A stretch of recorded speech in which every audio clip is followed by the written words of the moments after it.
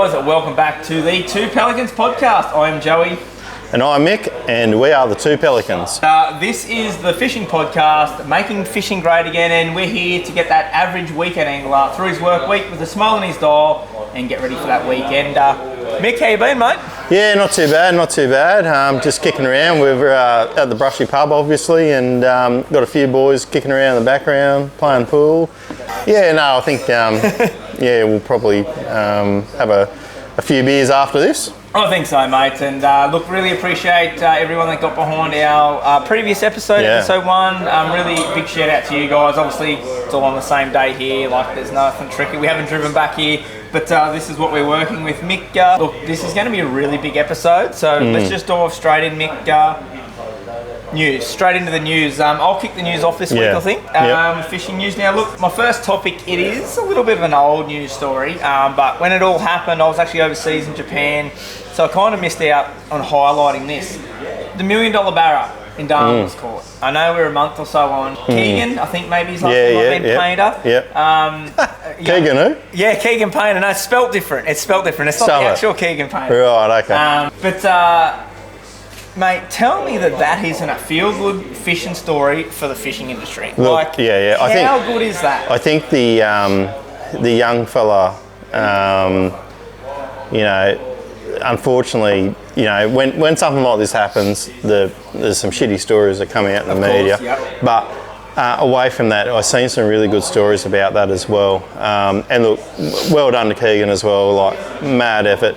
It sounds like he was a really keen fisherman. He sounds like he lived and breathed it, which is so important. But like, if you or I catch that fish, it doesn't do what he has done for the fishing industry. Like, how many people in Darwin, Catherine, have picked up a rod because of that young man's efforts? Yeah, no, 100%. And one of the stories that come out of it was, I seen there, I think it was on Facebook or social media somewhere, a lady had broken down and Keegan actually come and helped him get him to wherever or do whatever, and she actually put a post on after he actually caught the Barra, the $1 Million Barra, and one of the things, like, she just said, like, you deserve this. And that's karma.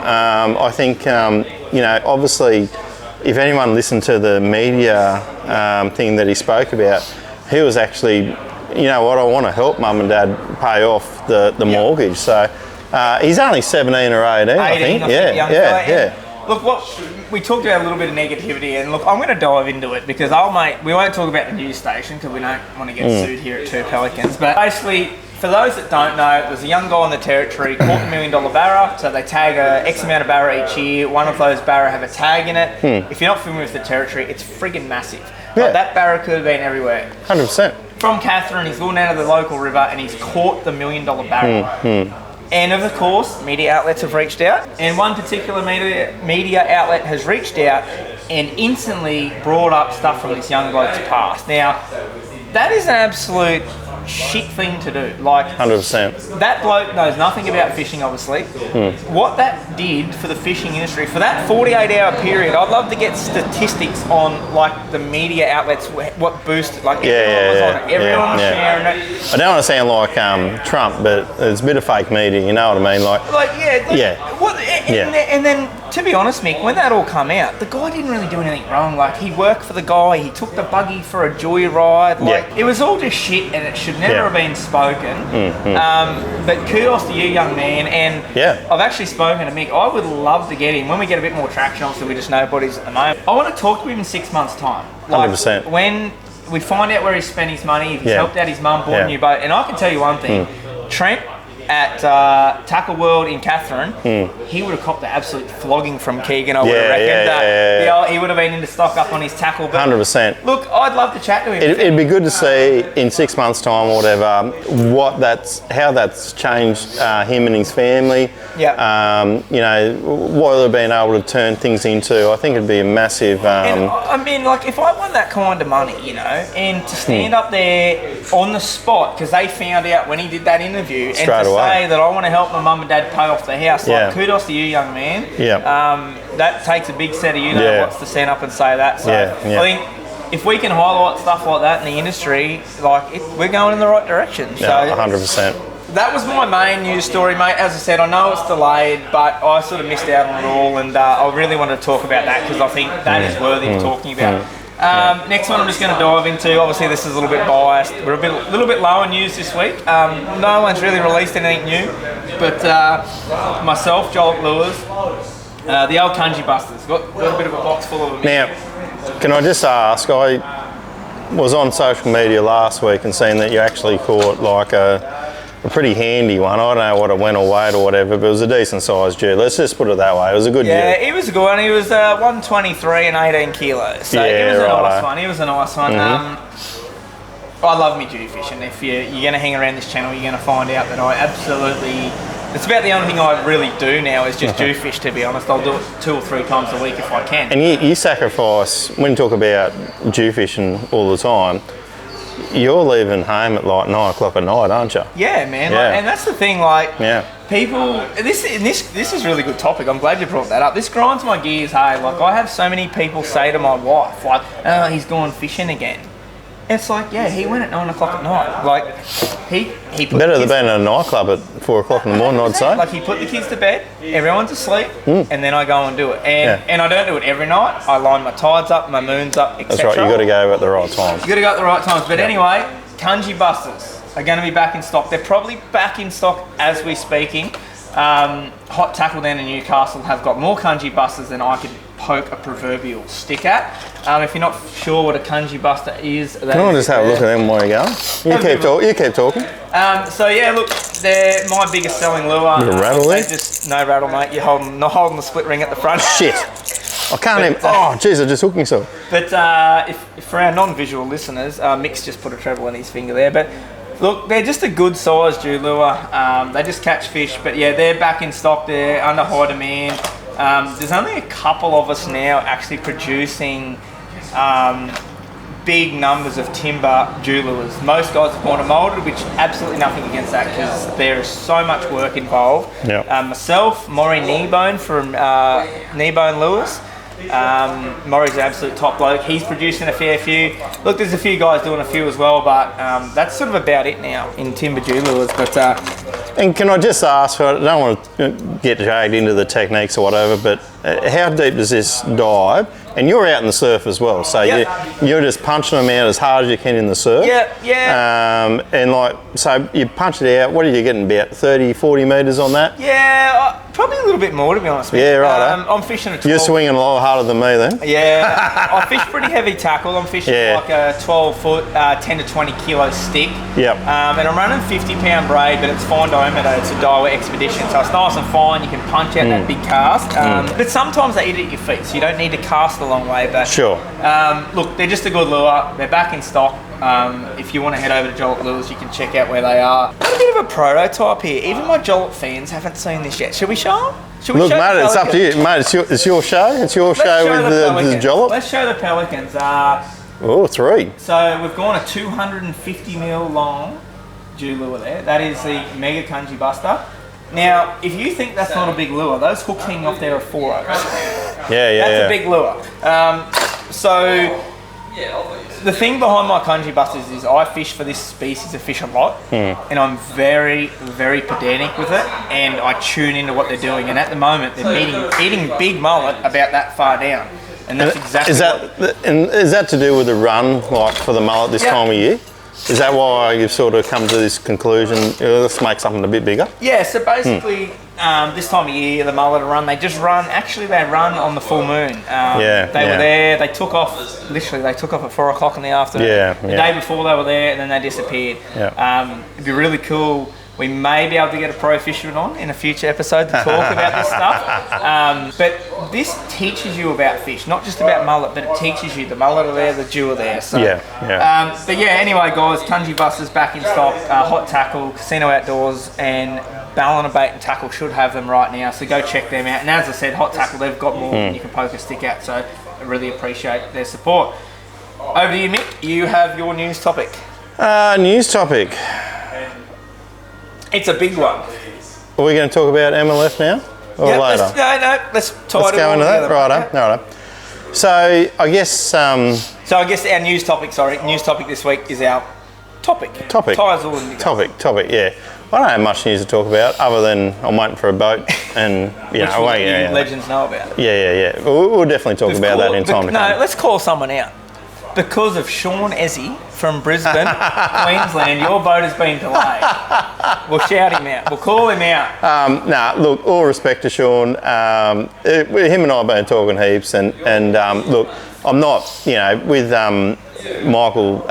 It's a Basco boat, and everyone that I've spoken to does not have anything bad to say about the ability of that boat. That boat goes anywhere. Actually, that's our first time we've mentioned that is a Basco boat. It is a Basco boat, yeah. So we'll talk about it a bit later on. We'll jump into it maybe in another episode. But long and short of it, I know Sean.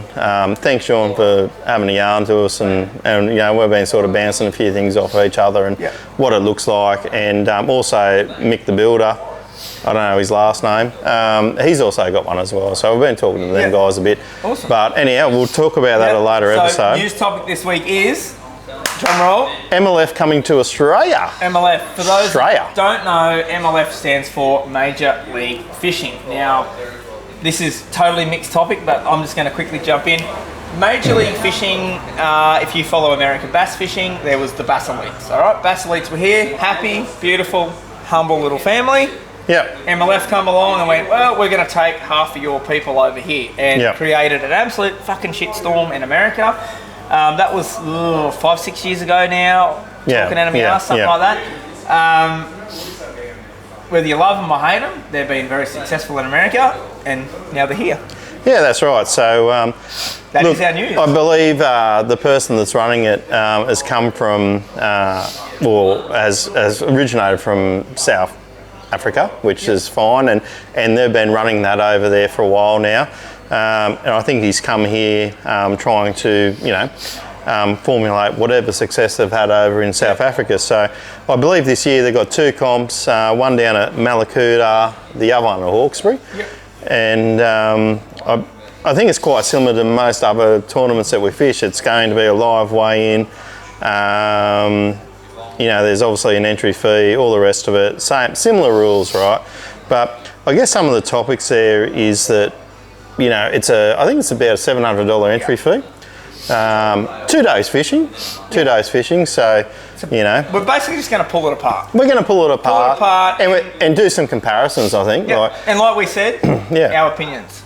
Oh, it's totally our opinions. This is our opinions, and we're reading off the website. And it's a great time, like you mentioned, to bring this up because it's not far off kicking off this season. So. I'm going to go out there and say that, if you're driving along in the country and you only get one fast food store like a Macca's, then that's all you get. I guess if this comes in, and it's filling a void of maybe like the Gamakatsu Team Series, the Berkeley. Yep. Was it the Bets? Bets, Berkeley, maybe not Evinrude anymore. Whatever it is. Something Berkeley Super, I don't know what it was, but look, a lot of guys down in that metropolitan area love that competition. They'd be getting like nearly 100 teams there from here in time, like in a teams event. Which is crazy for big, Australia. Huge. Events, So anyhow, look, they're doing two comps this year, teams, non-boater, boater. I'll let you just dive into that there in a second. Look, basically at the end of the year, if you, in this particular year, if you win either of them events, is how I understand it. Yep, either event.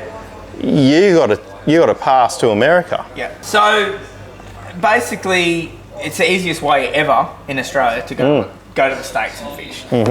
So as Mix talked about, we've got the 2 comps. You can qualify either one. $700 entry fee.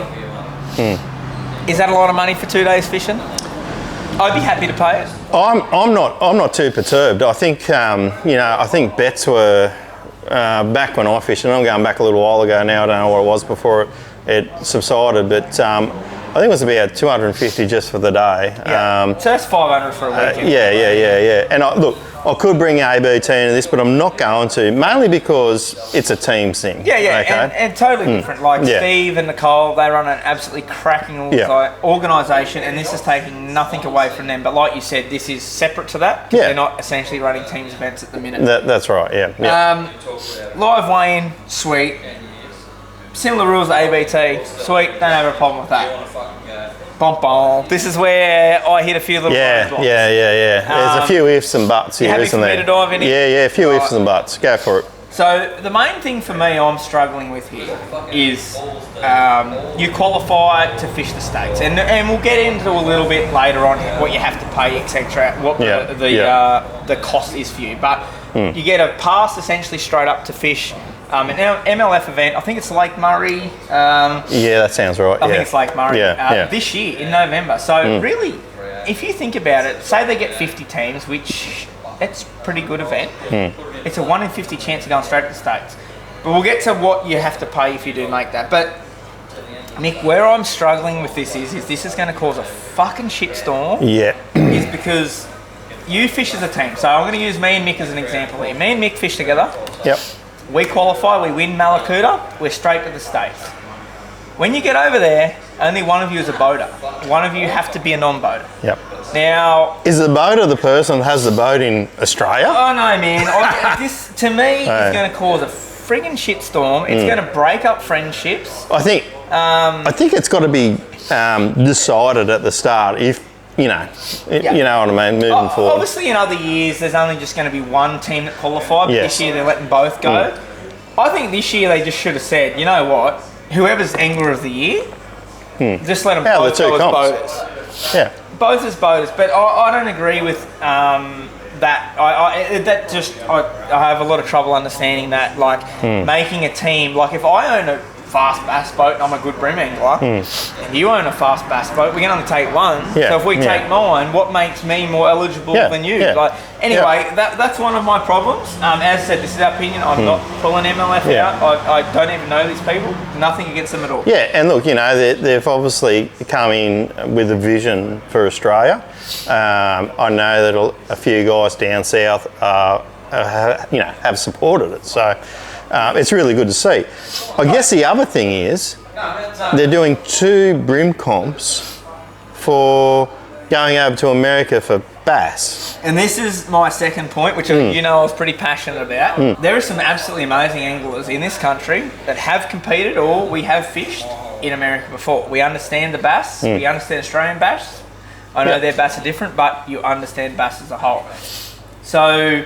Go brim fisherman. So go brim fisherman. So essentially this year what they're wanting you to do is compete for a brim event to qualify for a bass event in America. So I'm just going to call a few names out because I know these blokes and I know they absolutely won't mind me calling them out. Matty Langford and Mick Johnson. Those 2 boys qualify, right? Say no, sorry, they don't qualify. They go down. They're going to go, right, we're going to go down. We know nothing. I'm pretty sure Matty Langford wouldn't make a brim fisherman's arsehole. Sorry, Matty. But, they're going to travel down to Malakuta. I'm pretty sure from where Matty lives and Mick, that might be a 20... Big drive. It's a big drive. It's a big drive. To expect them, for them, they're like, you know what, this is an easy route in for us to the States. Yeah. Then they've got to compete against brim anglers. Yeah. To now go and fish for bass in the States. Like, to me, that doesn't understand. Like, it just doesn't make sense. Now, that brings me to my next point. Are they going to have bass rounds next year?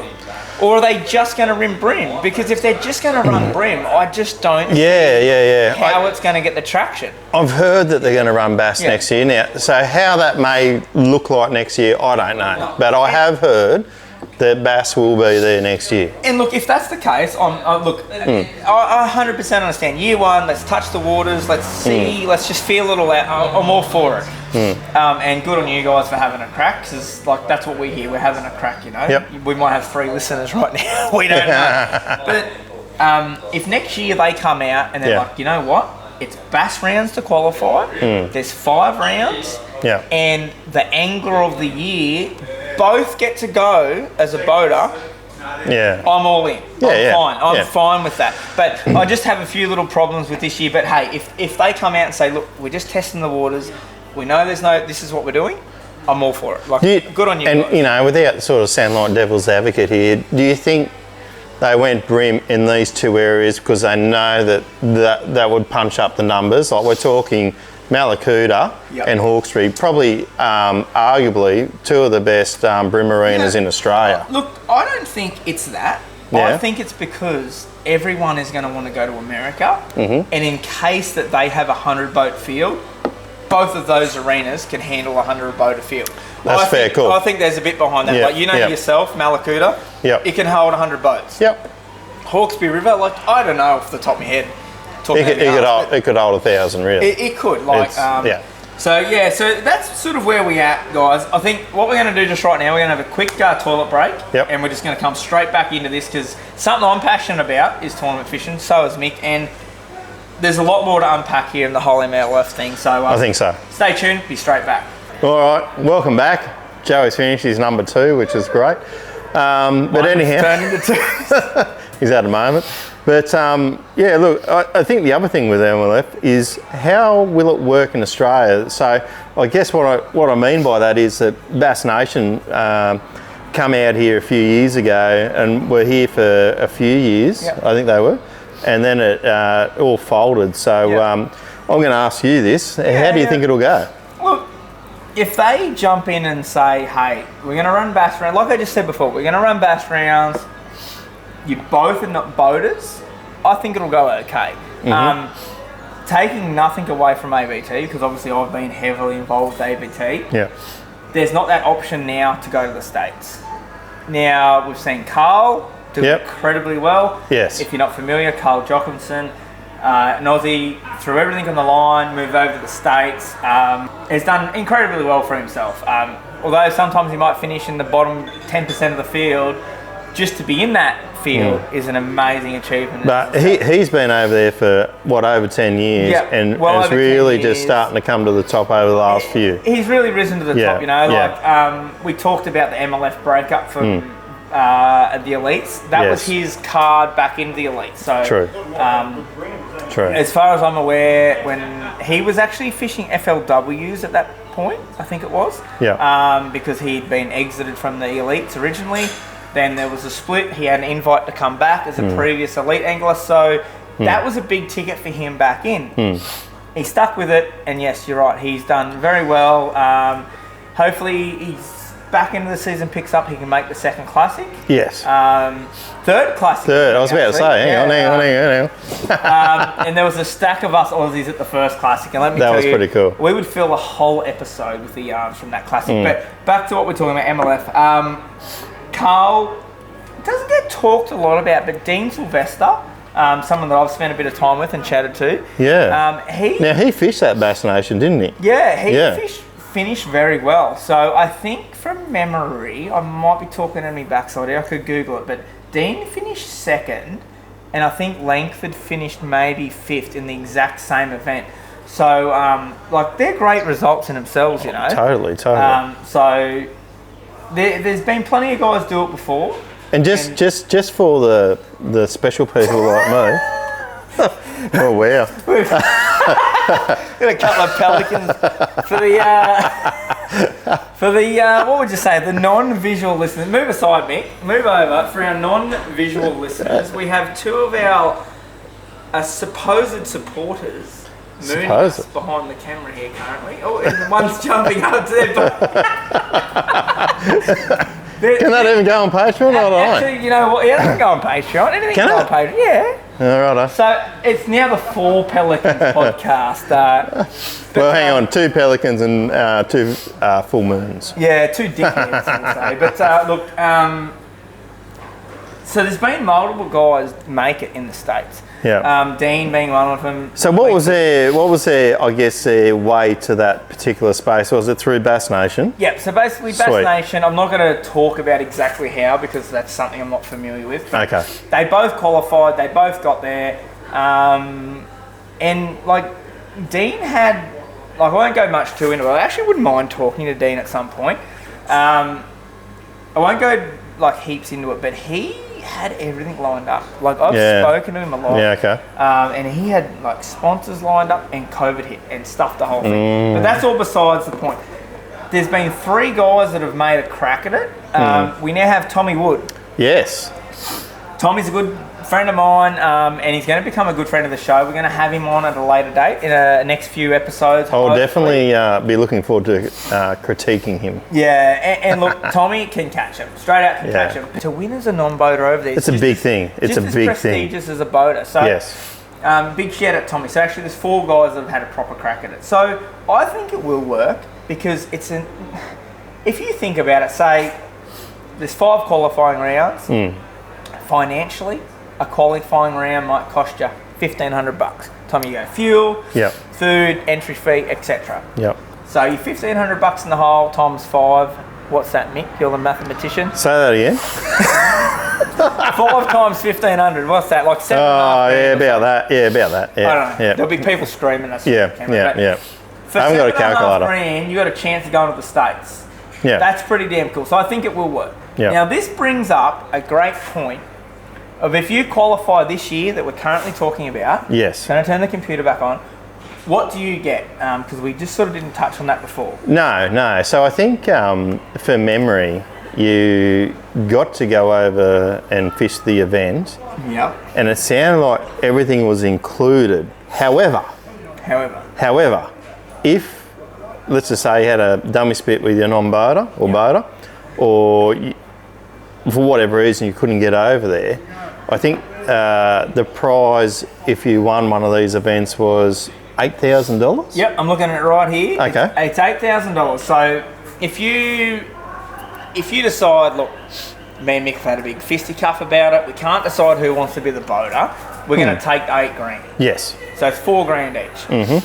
Now, what MLF are saying, I'm reading this straight off the website, guys, so I'm not shooting this out of my ass. Mick, you just fill in there for a minute. Here we go. Yeah. We're right. So if you win either of these 2 rounds this year, it says you win a funded slot to compete in the USA MLF Toyota Series International Championship valued at $10,000. So it's $2,000 more value essentially if you're going to go. Now, we will dive into that a little bit in a minute. So this says this includes entry fees, use of a boat during the competition, return airfares from Melbourne or Sydney, which even if you're in Brisbane, you just pay your little flight down. 100%. It's not much. A couple of $100, whatever. Yeah. The team manager who organises and makes sure everything runs smoothly. Accommodation covered during the tournament series. So I'm assuming pre-fish you're going to have to chip in for accommodation. That's amazing, but the biggest question here, will they supply the alcohol? Probably not, if you and I were going. And it actually says right there, as I read the very next line, your visa, your food, your alcohol, your car hire, your private spending money is not included. So obviously they're going to give you the boat, they're going to tee that up, but you need to hire a car. That's a big cost though. When you strip it all back down, that's a big cost. So this is something that you probably don't actually know. I was actually going over in November this year to fish the Mississippi River round. And I had it all worked out. I was gonna be a boater, and I was gonna get a boat. And now, is this the Bass Opens? This is an open. Okay, cool. So for those that don't know, you fish a Bass Open and you win that, you're straight to the Bassmaster Classic. And I was like, I got a 1 in 200 chance. I've got nothing to lose. Nothing to lose. And it's an experience. I've previously fished tournaments in Japan. It'd just be a tick on my box. You know? But this is where it gets expensive. Once you start breaking it down, and you start breaking down the cost of it, it actually gets very, very expensive. Yeah, that's right. The hire car itself was like $6,000 or $7,000 for the week. So really? Yeah. Wow. It was a lot of money, mate. And this is the other thing. Also, I had a guy. I can't think of his name off the top of my head, but big shout out to Mandy at Bass. She hooked me up. She put me in the direction of this guy, and he was going to organise me a boat. The problem I had. You're on the wrong side of the road, brother. I'm towing around someone's $80,000 pride and joy on the wrong side of the road. I was a little bit nervous about that, but as it is, I ended up, I've canned all of that. But the whole point of that story was, I know the costs involved, and there's a lot of costs involved that probably aren't included that. Question to you, if you and I won Malakuta, do you take the money? Or do we go overseas and do we fight about who's the boater? Look, I think getting back to the fundamentals of it, I think a decision's got to be made before you actually put in the MLF entry. I think so, mate. Yeah. You know, if you guys, you know, look, I'm going to just put it out there. My time of being some great fisherman's way gone. I'll never be that. But I think someone like yourself, you probably fit in that space. So if you and I were to do it, I'd be like, you know what, man, that's your thing. Yeah. I'm happy to go over there, feel the experience, see the experience. I haven't even been to America, so you know, I'd probably be happy to be a non-boater and just suck that all in. And then, you know, for yourself, of course you've been there, you've done a little bit of fishing there. You know, you can probably, you know, push it for what it's worth. You know what I mean? I think the only way that it would work would be, we are the perfect example. You've got a bream fisherman and a bass fisherman. And I think this is, and like I say, this is opinions only. If we were to qualify, we went and won Malakuta, and as I said, next year it's going to be totally different again. If we won Malakuta or the Hawkesbury River, we'd say, right, Joey, you're the bass angler. You're going to jump in.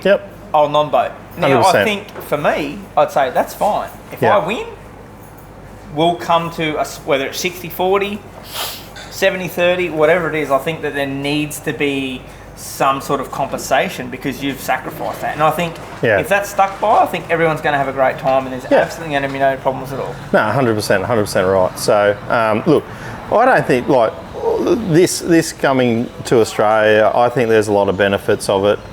You know, you've got a choice, you know, it's not just you've got to eat Macca's, you know, you've got the choice of KFC now. That's how I sort of see it. Some people just like fishing with a mate in a team's situation, you know what I mean? And so, you know, it's really going to resonate with them. For sure. Yeah, so, you know what, Look, I think it's a good thing. Obviously, with Betts gone now, or Berkeley Super Series, I think it might have been called after Evan Rood folded. You know, I think it's a great thing for Australia. It's a great addition to a tournament series in Australia. And like Mick said earlier, if you are going to fish it, you definitely want to sort out early on, if we do win, who's going to go. Because otherwise, it's just going to cause dramas and conflict, and that's just shit that doesn't need to happen. And there'd be two blokes there going, you know what, we got no fucking chance in the world. However, if you don't sort it out and you end up coming first, you don't want it to be a shit fight. Exactly right. And I think this is my take on it, right? And this has been completely honest. If we qualified and you said to me, Joey, you're the boater, I'm going to America. I'm not taking the money. I'd give myself a shot, you know. I'm not saying I'm very good at largemouth, but I know fish, I know how they work, I understand it. I'd be competitive. I reckon I'd be competitive. But flip side, if you said to me, no, I'm going as the boater and you've got to go as the non-boater, let's check out and take the $4,000 each. Because $4,000, mate, like cost of living, that is a lot of money. A lot of money. That is a lot of money. There's no worrying about, you know, getting to America, doing all that kind of stuff. You just go $4,000, pays off God knows what, or you just have a fat time and just get loose. You know what I mean? I think, and another way to look at it is too, say for next year, for instance, if there's 5 rounds, that $4,000 each is paid for our entire year. We've had a free year of drinking beer, eating good food, spending good time with mates, and fishing. So, I think, look, will MLF work? Yes. Providing that people support it. Yes. And I think another thing is too, people are like, oh, it's going to kill ABT. It ain't killing ABT. No. Well, let's just quickly just dive into that. And I think we might have touched on it there the other day. Like, ABT has probably gone through a lot of things over the last 20 odd years. Over the years. Yes. For you, people that don't know ABT, Steve is the main person behind ABT. Nicole obviously is in there now doing a fantastic job. Steve is built like a brick shithouse. You cannot knock that man down, and this grinds my gears. Like, I've worked for Steve. I've been his employee. You know, I've been on both sides of it. I've been a customer of his, fishing tournaments, of course, and now I've been his employee. So I've been on both sides of the fence. You run a few Bass Opens, electrics, all that kind of jazz. I run the electrics for 5 or 6 years. it grinded my fucking gears when people sit there and say, Steve said this, Steve did this. Why the fuck Steve doing this? I was like, Steve's running a fucking business. This is a business. It is a business. It is a business. And I back Steve and Nicole 100% with some of their decisions because they are running a business. Like us, like now, we're doing this for a bit of a laugh, you know. But when your family's on the line, you're trying to put food on the table, you're doing it for an absolute business. Kudos to those guys. They saw Bass Nation through. And MLF will be a business as well. Exactly. No different. And if MLF aren't going to make money, they're not going to do it. It's as absolutely simple as that. So, mate, anything else to touch on MLF, or do you think that's about look, I think that I'd actually like to hear what some listeners would do. Would they take the 8,000, or would they go to America? Send in your voice recording. Yeah, I think times are tough at the moment. Cost of living's at an all-time high, apparently. If you're new here to our channel, don't forget it's 2, as in the number 2, Pelicans Podcast at gmail.com. And let us know what you think. It's not just for yarns. Let us know what you think about. Would you take the $4,000 each, or would you just have a big blue and the car fine? But I think, look, it is an interesting topic, and like I've said, guys, this is our opinion only. Like, this is not 100%. It's not like bias. We're not having a stab at anyone. What we've said here, it's just an absolute opinion. Yeah, so, and I think I think MLF have done all the things that they need to do. Obviously, it might be just putting out the feelers for this year. For sure. I think last time I was seen, I think Naughty and it might have been one of the trailer companies. There's 3 sponsors on so far. 3 sponsors, okay. So Yeti looks like a major sponsor. Yeti, okay, great. I'm just going to quickly jump in here. So perfect. Yeti, Hurricane, and Naughty, and Easy Toe. That's it. So, it's obviously coming in with some welcome arms for Australia. So, but like I said, it's a Macca's and KFC scenario. People always got upset when KFC ended up getting built next door to Macca's. Macca's got busier. So and it better to do that than to do it on another side of the country or whatever. And I think essentially, not taking anything away from ABT, but MLF will be a team seeing ABT will be the single angular thing moving forward. And that's how I envisage that it'll work together. And it's really just replacing, I guess in New South Wales at least, BSS or BETS or whatever you want to call it. Look, I don't know. I don't have a problem with it. I think there's definitely a hole in the market, just like there is a hole in the market for this podcast. No one doing what we're doing. Is there? So is there? It definitely is. Let's just quickly give out to our viewers there. So round 1, Victoria, Malakuta, 6th, 7th of July. Obviously your pre-fish will be on the 5th.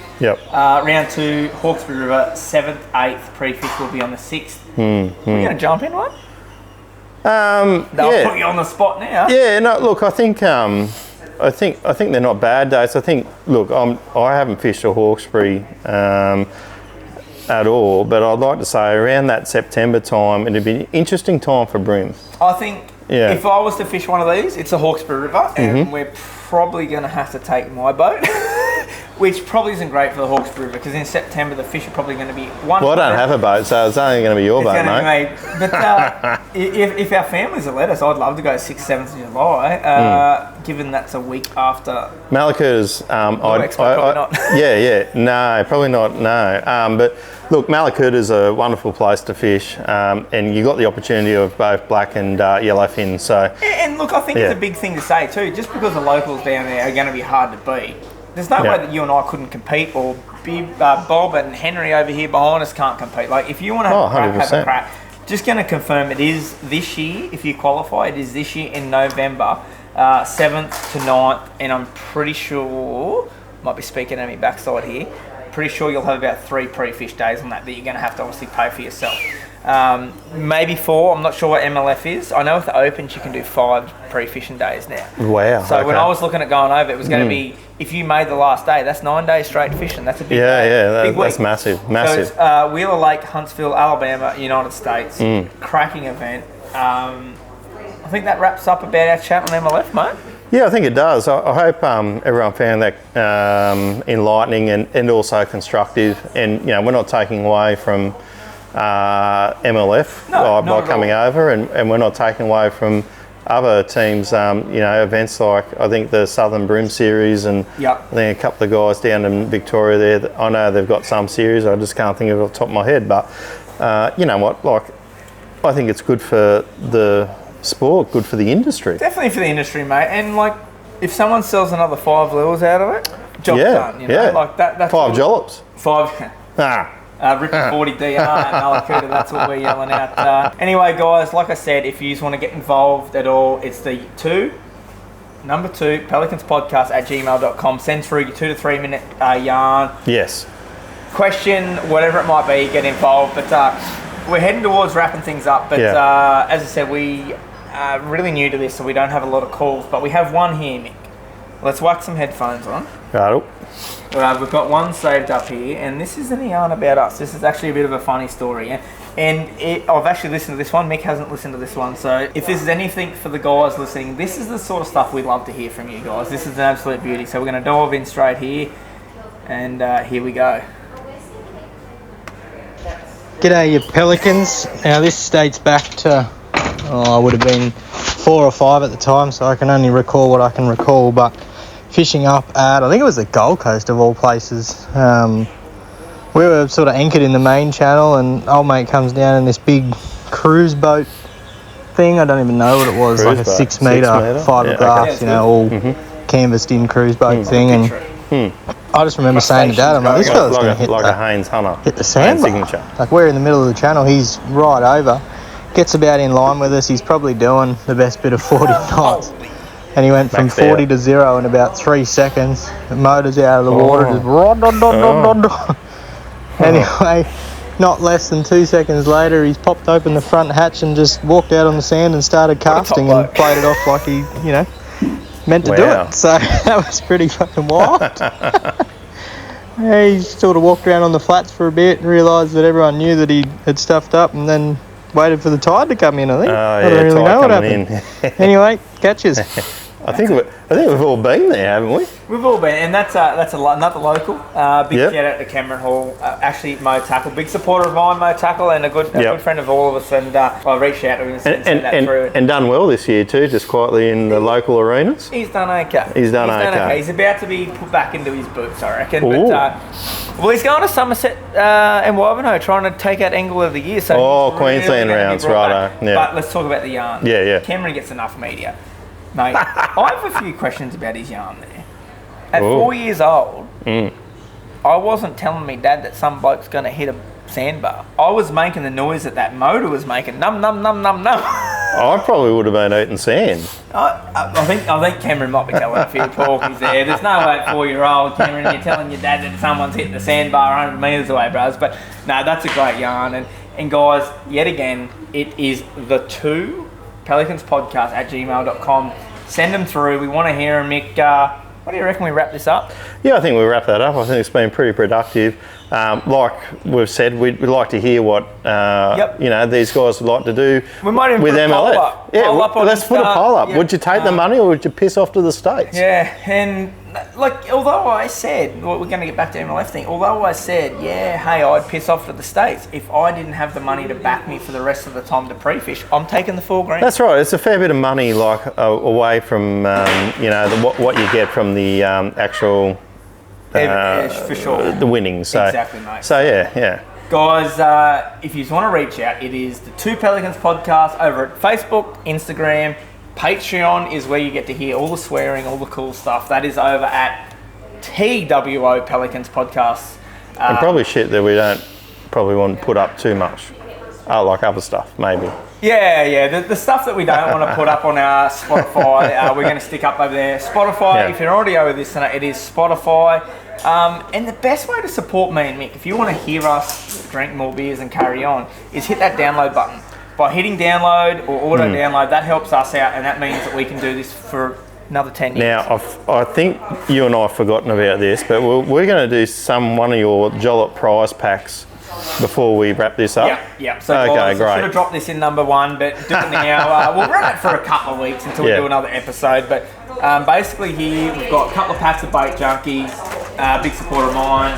You've got a pair of Jolt split ring pliers, Jolt stubby holder. The split ring pliers are pretty good too. They are red I will hot, add that. Yes. Cool little Jew lure there, smaller one. You got an OT jig there, Taylor lure from Dora, and I've got a Jolt shirt down there where, I don't know. Is that a squiddly one? That is a squiddly t-shirt. There you go. I could see that from here. You're probably about 100 odd, $120 worth of value there. But guys, all you need to do is like our Insta and Facebook page, and when I feel like drawing it, I'll just draw it. That's simple as that, mate. Mate, what else would you be doing? We're going to go in there and drink a lot of beers right now, guys. We're going to the front bar. We're going to the front bar. Yeah, we're going to the front bar. Thank you so much for tuning in. You've been listening to Two Pelicans Podcast. I'm Joey. I'm Mick. Catch you later.